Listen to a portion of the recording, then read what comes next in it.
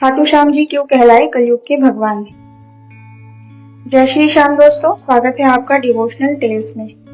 आज हम सुनेंगे ऐसी कहानी जो वीरता, त्याग, आस्था और वरदान का संगम है। ये कहानी है भगवान कृष्ण के प्रिय घटोत्कच के पुत्र भीम के पौत्र बर्बरीक की, जो आज के समय में खाटू श्याम बाबा के रूप में जाने जाते हैं। क्यों कृष्ण ने उन्हें कलयुग का भगवान कहा, क्यों उनका दरबार आज भारत का सबसे चमत्कारी माना जाता है। चलिए पूरी दिव्य कथा सुनते हैं। एक दिव्य योद्धा का जन्म। महाभारत के युद्ध से पहले पांडवों के वनवास के समय भीम और हिडिंबा का विवाह हुआ। उनका एक पुत्र जन्मा, घटोत्कच, जो राक्षस कुल से था पर हृदय से अत्यंत पवित्र। घटोत्कच की शादी नागवंश की कन्या से हुई और उनके पुत्र का जन्म हुआ बर्बरीक।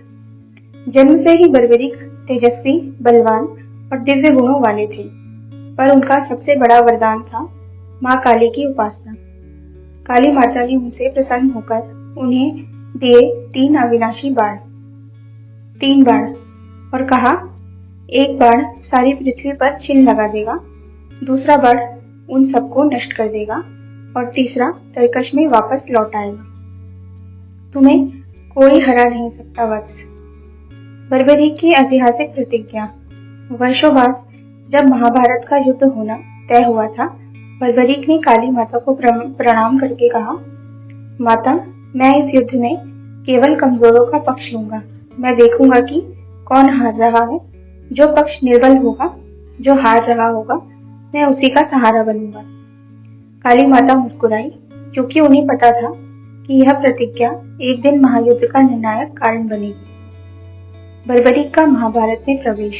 जब युद्ध शुरू होने वाला था, बर्बरीक ने 3 बाण और एक धनुष लेकर कुरुक्षेत्र की ओर बढ़े। उनका तेजस्वी आभा इतनी अद्भुत थी कि देवताओं ने भी महसूस किया। कोई असाधारण योद्धा पृथ्वी पर आया है। उनके आने से दोनों सेनाओं में चर्चा फैल गई। ये कौन है जिसके पास सिर्फ 3 बाण है पर चाल इतना तेज।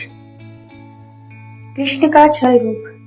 कृष्ण जानते थे कि बर्बरीक के 3 बाण पूरे युद्ध का संतुलन बिगाड़ देंगे, इसलिए वे एक साधारण ब्राह्मण के रूप में बर्बरीक के पास पहुंचे। कृष्ण बोले, वत्स, तुम कौन हो? महाभारत में क्या करने आए हो? बर्बरीक ने कहा, मैं घटोत्कच का पुत्र बर्बरीक हूँ। मैं युद्ध में कमजोर का साथ दूंगा। कृष्ण ने कहा, यदि तुम युद्ध मैदान में उतरोगे तो किसे हराओगे? बर्बरीक ने मुस्कुराकर कहा, मैं अपने 3 बाणों से पूरी कौरव सेना को कुछ ही पलों में समाप्त कर सकता हूँ। कृष्ण चौंक गए। कृष्ण की परीक्षा। कृष्ण ने कहा, क्या वास्तव में 3 बाण इतने शक्तिशाली हैं? बर्बरीक ने कहा, प्रभु, आप कोई भी वृक्ष चुन लें, मैं एक बाण से उसके सारे पत्ते गिरा दूंगा। कृष्ण ने एक दूर पेड़ चुना और एक पत्ता अपने पैर के नीचे छिपा लिया। बर्बरीक ने बाण चलाया और वह बाण सारे पेड़ के पत्ते काटकर कृष्ण के पैर के नीचे आया और उनके पैर को छेदने लगा। कृष्ण ने तुरंत बाण से पैर उठाया। कृष्ण समझ गए, यह लड़का महायुद्ध को एक पल में खत्म कर सकता है। युद्ध का संतुलन बिगड़ने का खतरा। कृष्ण ने सोचा, अगर यह पांडवों के खिलाफ लड़ेगा तो कौरव जीत जाएंगे और यह कौरवों के खिलाफ लड़ेगा तो पांडव जीत जाएंगे, क्योंकि यह हमेशा कमजोर की तरफ जाएगा और युद्ध अनंत चक्र में फंस जाएगा। युद्ध का कभी अंत नहीं हो पाएगा। तभी कृष्ण ने कहा, वत्स, मैं तुमसे दान मांगने आया हूँ। बर्बरीक का महान त्याग। कृष्ण ने कहा, मुझे तुम्हारा सिर चाहिए। बर्बरीक कुछ क्षण चुप रहे, फिर बोले, अगर दान चाहिए तो सिर ही सही, पर बताइए आपको इसकी आवश्यकता क्यों है? कृष्ण ने अपना रूप प्रकट किया। कृष्ण बोले, तुम्हारे 3 बाण इस युद्ध का संतुलन बिगाड़ देंगे। तुम्हारा वीरता का चक्र महायुद्ध को अधूरा कर देगा, इसलिए तुम्हारा सिर आज दान में चाहिए। बर्बरीक ने प्रसन्न होकर कहा, प्रभु, मेरा सिर आपका है, और मुस्कुराते हुए अपने प्राणों का बलिदान दिया। कृष्ण के 3 महान वरदान। बर्बरीक के त्याग से कृष्ण अत्यंत प्रसन्न हुए। उन्होंने 3 वरदान दिए। पहला वरदान, तुम बिना शरीर के पूरा महाभारत देखोगे। बर्बरीक का सिर कुरुक्षेत्र के एक पर्वत पर रखा गया। उन्होंने 18 दिनों तक पूरा युद्ध देखा।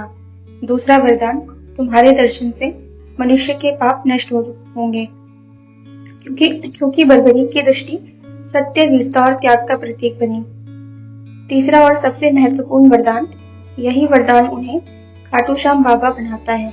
कृष्ण बोले, बर्बरीक, कलयुग में तुम मेरे नाम श्याम से पूजे जाओगे, मेरे ही समान आदरणीय बनोगे, और जब कलयुग में लोग दुखी होंगे तो तुम उनकी मनोकामनाएं पूर्ण करोगे।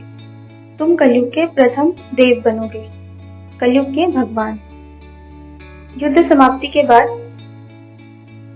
समाप्त होने के बाद पांडवों ने पूछा, कृष्ण, इस महाभारत का सबसे बड़ा योद्धा कौन है? कृष्ण बोले, चलो बर्बरीक से पूछते हैं। बर्बरीक के शेर ने कहा, मैंने देखा पूरा युद्ध अकेले श्री कृष्ण की इच्छा से हुआ। वह जहां देखते थे उधर विजय होती थी। सभी आश्चर्यचकित रह गए। खाटू में प्रतिष्ठा। कृष्ण ने कहा, पांडवों, युद्ध समाप्ति के बाद इस दिव्य सिर को पवित्र स्थान में स्थापित करना है। कालांतर में यह सिर राजस्थान के खाटू श्याम गांव में मिला। वही आज का खाटू धाम है। आज वहां श्याम बाबा कलयुग के देव के रूप में पूजे जाते हैं। तो दोस्तों, खाटू श्याम जी की पूजा अचानक इसलिए बढ़ी क्योंकि वह स्वयं श्री कृष्ण की भविष्यवाणी थी। श्याम बाबा त्याग के प्रतीक, बलिदान के प्रतीक हैं और उन भक्तों के भगवान हैं जो सच्चे मन से पुकारते हैं। इसलिए उन्हें कहा गया कलयुग के भगवान। वीडियो अच्छी लगी हो तो लाइक, शेयर एंड सब्सक्राइब करें। मिलते हैं अगली दिव्य कहानी में।